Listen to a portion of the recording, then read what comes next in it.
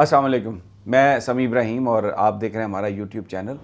Controversy شروع کی ہے کچھ چینلز نے، کچھ اخبارات نے، کچھ صحافیوں نے، اور شہباز شریف صاحب نے وہاں سے بیان داغ دیا ہے ترکی سے، اور الزام لگایا ہے عمران خان پر کہ اس نے یہ کہا ہے کہ پاکستان 3 حصوں میں ٹوٹنے والا ہے، اور یہ کہا ہے کہ پاکستان کی فوج تباہ ہو جائے گی۔ اور یہ میرا ایک انٹرویو تھا جو پشاور میں نے ان کے ساتھ کیا۔ کیا انہوں نے کہا تھا، کیا ان کا مقصد تھا، آپ اگر پورا انٹرویو سنیں تو آپ کو ظاہر ہو جائے گا۔ میں اس ایشو پر ابھی میں بات کرنا چاہوں گا، اور ایک بات میں آج بتا رہا ہوں ایٹ دی ویری آؤٹ سیٹ کہ یہ عمران خان تو کہتا تھا کہ پاکستان کے لوگوں کو یہ حق ملنا چاہیے کہ وہ کیا فیصلہ کریں گے، لیکن یہ جو گند روزانہ کی بنیاد پر جو ڈالا جا رہا ہے اور اب اس انٹرویو کی بنیاد پر جو کیا گیا ہے، میں آپ کو، میری بہت سارے لوگوں سے بات ہوئی ہے، میں آپ کو یہ بتا رہا ہوں کہ اس دفعہ لوگ کچھ کرنے جا رہے ہیں، اس دفعہ لوگ بیٹھیں گے نہیں۔ جو ماضی میں ہمیشہ جو چہرے چھپے رہے، جن کے بارے میں یہ سوال ہے کہ وہ کون تھے، میں آپ کو یہ بتا رہا ہوں کہ اب لوگ اس اندھیرے کو ختم کرنے جا رہے ہیں، لوگ وہ چہرے دیکھنے جا رہے ہیں۔ یہ بات رکنے والی نہیں ہے، کیونکہ یہ جو زرد صحافت ہوئی ہے کم از کم پچھلے 24 گھنٹے میں، جس انداز میں تمام چینلز نے، بڑے بڑے چینلز جو کہتے ہیں اپنے آپ کو، لیکن میری نظر میں نہ وہ بڑے ہیں، اور میری نظر میں نہ اب عوام میں ان کو کوئی پذیرائی حاصل ہے، اور جو ریئل ریٹنگز ہیں ان میں ان کو دیکھنے والے نہیں ہیں، اس لیے ان کا امپیکٹ نہیں ہے۔ پاکستان کے لوگ ان کو ریجیکٹ کر چکے، اور میں آپ کو بتاتا ہوں کہ عمران نے کیا کہا تھا، اور پھر میں آپ کو یہ چہرہ دکھاؤں گا ان لوگوں کا کہ جو عمران پر الزام لگا رہے ہیں، اس پر تنقید کر رہے ہیں، یہ کیا کہتے رہے ہیں، یہ کن کے پیروکار ہیں، ان کے آقا کون ہیں۔ عمران کا آپ انٹرویو پورا دیکھیے گا، لیکن میں آپ کو بتا دیتا ہوں اس نے کیا کہا تھا۔ عمران خان سے جب یہ ہم نے سوال کیا کہ ایک پاکستان ایک ایسے مرحلے میں ہے جہاں پر جو ول آف پیپل ہے وہ اس وقت تک لوگ کہتے ہیں نہیں آ سکتی جب تک اسٹیبلشمنٹ اس کے لیے تیار نہ ہو، تو آپ بتائیے آپ کی کیا اسٹریٹجی ہے۔ تو انہوں نے کہا میں آئین اور قانون کے مطابق ہی کروں گا، اس کے علاوہ میری کوئی اسٹریٹجی نہیں ہے، لیکن میں یہ خبردار کر رہا ہوں کہ اگر اسٹیبلشمنٹ نے صحیح کام نہیں کیا، اب وہ صحیح کام کیا تھا کہ اگر اسٹیبلشمنٹ نے سیاسی معاملات میں مداخلت بند نہ کی، اگر پاکستان میں الیکشنز نہ ہونے دیے، اگر لوگوں کی جو مرضی ہے کہ کون حکومت کرے، اگر لوگوں کو یہ حق نہیں دیا گیا، اور ایک امپورٹڈ گورنمنٹ جو امریکہ کی مرضی سے بٹھائی گئی ہے، اگر وہی کام کرتی رہی تو کیا ہوگا؟ اس ملک کی اقتصادی حالات تبدیل نہیں ہوں گے۔ ڈالر جس طرح مہنگا ہوتا جا رہا ہے، سٹاک مارکیٹ کریش ہوتی جا رہی ہے، مہنگائی کا ایک طوفان ہے، پاکستان کو کوئی کسی طرح سے پیسہ دینے کے لیے تیار نہیں ہے، تو اقتصادی صورتحال بہت بری ہوگی، اور اگر وہ بری ہوئی، اگر پاکستان نے ڈیفالٹ کیا تو اس کا سب سے بڑا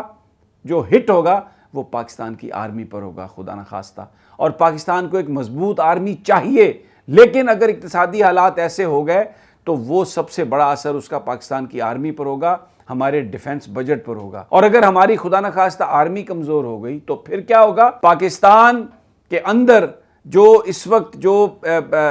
میلٹ ڈاؤن ہے اور جو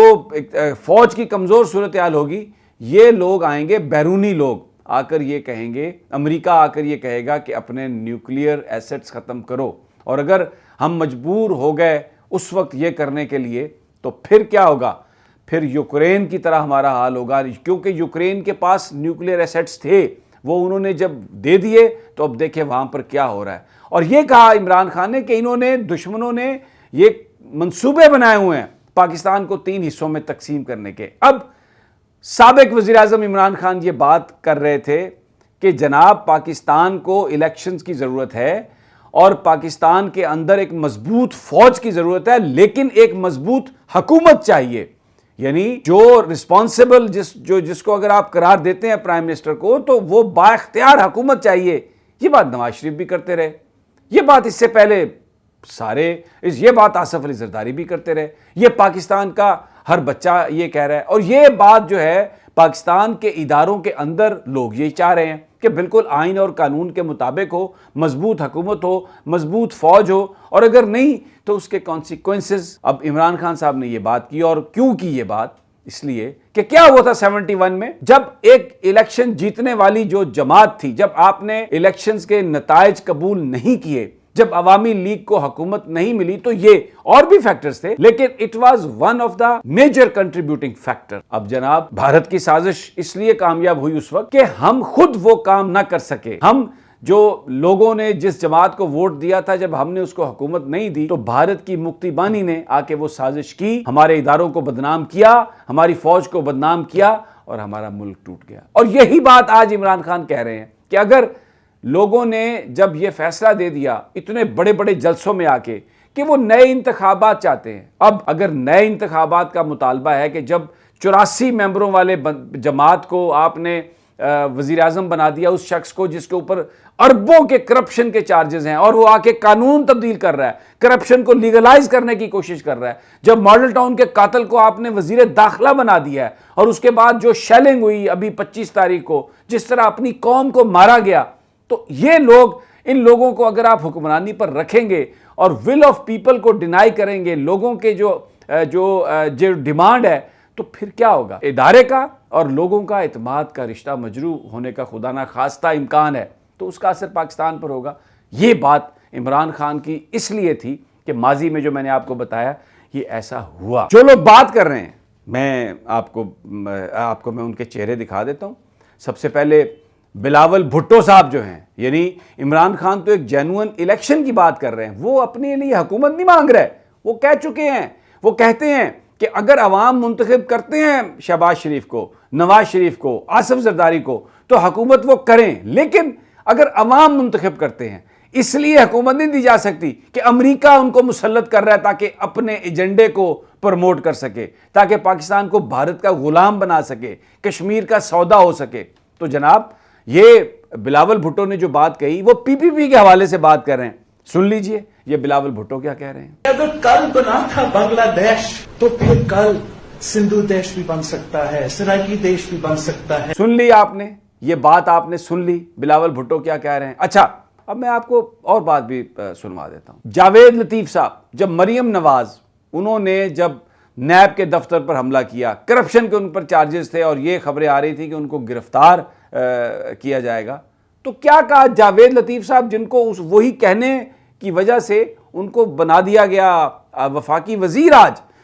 سنیے جاوید لطیف صاحب کیا فرما رہے ہیں۔ مریم نواز شریف کو کچھ ہوا تو ہم پاکستان کھپے کا نعرہ نہیں لگائیں گے۔ جاوید لطیف صاحب کو آپ ان کو وہ مریم نواز کو پاکستان پر ترجیح دے رہے ہیں۔ اچھا اب میں آپ کو سب سے بڑی بات آپ کو بتانے والا ہوں کہ کیوں عمران کہہ رہے ہیں کہ پاکستان کے نیوکلیئر ایسٹس خطرے میں پڑ جائیں گے ان لوگوں کی وجہ سے، اور یہ اس میں ایک ایجنڈا ہو سکتا ہے۔ اس لیے میں آپ کو وہ انٹرویو کا حصہ دکھاتا ہوں جو میں نے خود کیا، شمشاد احمد جو سیکریٹری پاکستان کے سیکریٹری خارجہ تھے، اور اس وقت تھے 98 میں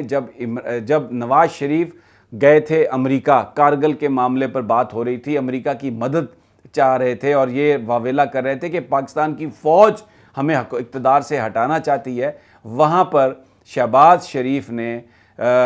جو سی ٹی بی ٹی ہے، یعنی کمپریہنسو ٹیسٹ بین ٹریٹی، جس کے ذریعے آپ فیسائل میٹیریل، نیوکلیئر سارا پروگرام آپ کمپرومائز کر دیتے ہیں، دستخط کر دیتے ہیں جو چاہتا ہے امریکہ، وہ انہوں نے حامی بھر لی کہ جناب میں یہ کرنے کے لیے تیار ہوں۔ یہ بات کون کہہ رہا ہے؟ سیکریٹری، اس وقت کے سیکریٹری خارجہ پاکستان شمشاد احمد۔ یہ میں نے کچھ عرصہ قبل ان کا انٹرویو کیا تھا۔ آئیے آپ کو میں ان کا وہ حصہ سنواتا ہوں، پھر آپ خود فیصلہ کر لیجئے۔ دسمبر 1998 کی بات کر رہے ہیں، تو اس وقت شہباز شریف کا ایک رول ایک طرح سے آیا جو میں سمجھتا ہوں ایک منفی رول تھا، کہ جب اس وقت ہم پر سارا پریشر آ گیا تھا کہ ہم C T B T commit کر کے آئے وہاں کہ جی اچھا آپ نے کر لیے، اب نو مور، اب آپ یہ ہمیں کمٹمنٹ دے دیں کہ آپ C T B T sign کریے۔ کہتا ہے your prime minister is accepted to sign C T B T. میں ریجیکٹ کرتا ہوں، کہتے نہیں بٹ شہباز شریف اس نے کہہ دیا ہے بالکل ٹھیک ہے۔ میں کہا ہو از شہباز شریف؟ یہ آپ نے ان کی بات سنی۔ میں آپ کو ابھی مریم نواز کی تقریر سنوا سکتا ہوں جس میں وہ گجرانوالہ کے جلسے میں اور جلسوں میں پاکستان کے جرنیلوں کا نام لے لے کے گالیاں نکالتی رہیں۔ میں آپ کو نواز شریف کی تقریریں سنوا سکتا ہوں جس میں وہ خدا نخواستہ پاکستان کے حوالے سے بات کرتے رہے، فضل الرحمان افغانیہ صوبہ ڈیمانڈ کرتے رہے، میں آپ کو ان کی بات سنوا سکتا ہوں۔ وہ اب سارے کے سارے محب وطن ہیں، وہ سارے کے سارے پاکستان کے حکمران ہیں، اور یہ ایک جو سازش کے ذریعے حکومت ہٹی عمران خان کی، اور جب عمران خان یہ بتانے کی کوشش کر رہے ہیں کہ اگر آپ نے الیکشنز نہیں کروائے، لوگوں کو اسی طرح دبایا، تو یہ حکومت مسائل نہیں حل کرے گی، ڈیلیبریٹلی بھی نہیں کرے گی، کر بھی نہیں سکتی، اس کا انجام کیا ہوگا؟ خدا نہ خواستہ پاکستان کے دشمنوں کے یہ منصوبے ہیں اور وہ کامیاب ہو سکتے ہیں۔ اب یہ جو صحافت کی جا رہی ہے ساری، یہ تو پہلے معاملہ میں نے کلیئر کیا، اب صحافی کیا کر رہے ہیں؟ آپ یہ دیکھیں، چینل نکال کے سارے چینل ٹرانسمیشنز کر رہے ہیں، ان کے بیان کو تروڑ مروڑ، اور وہ بڑے بڑے جگادری، وہ عمران خان نے کل صحیح کہا تھا، ہر چیز بک گئی ہے، اندر کا گند باہر آ رہا ہے، میں کسی کا نام نہیں لوں گا، آپ سب کو جانتے ہیں، اور یہ بھی آپ کو پتا ہوگا کہ یہ سارے کا سارا جو معاملہ ہے یہ شروع کہاں سے ہوا، وہ کون لوگ ہیں جو اس طرح کی ٹرانسمیشنز کروا رہے ہیں، وہ کون لوگ ہیں جو یہ اس طرح کے بیانات چینلز پر اور ایک مقدمہ قائم کر کے عمران خان کو گرفتار کرنا چاہتے ہیں، بغاوت کا مقدمہ کرنا چاہتے ہیں، اور صحافیوں کو بھی پکڑنا چاہتے ہیں۔ لیکن میں آپ کو یہ بات بتا دوں، یہ ملک پاکستان ہمیں سب سے زیادہ عزیز ہے، اور اس کی حفاظت کے لیے انشاءاللہ تعالی جو بھی ہم کر سکے، ظاہر ہے ہم صحافی ہیں، ہم صرف بول سکتے ہیں، لوگوں کو بتا سکتے ہیں، وہ ہم بولتے رہیں گے، اور یہ ادارے ہمارے ہیں، یہ سپریم کورٹ ہماری ہے، یہ فوج بھی ہماری ہے، اور انشاءاللہ ہم سسٹم کے اندر رہ کر جو سسٹم کے نقائص ہیں اس کی ہم نشاندہی کرتے رہیں گے، اور پاکستان کے عوام اب اس دفعہ، جیسے میں نے شروع میں کہا، واقعتاً وہ تبدیلی لے کے آئیں گے، لے کے آ رہے ہیں، کیونکہ خان کی آنکھوں میں نے جو دیکھا، وہ اس پاکستان کے لیے اپنی جان قربان کرنے کے لیے تیار ہے۔ وہ کہتا ہے کہ مجھے اللہ نے دے دیا، جس کی مجھے خواہش تھی اس سے زیادہ دے دیا، اب میں اپنی قوم کو جھکنے نہیں دوں گا، اور اگر میں بچ گیا، زندہ رہا، تو موقع ملا تو انشاءاللہ اس ملک کو واقعتاً وہ پاکستان بناؤں گا جس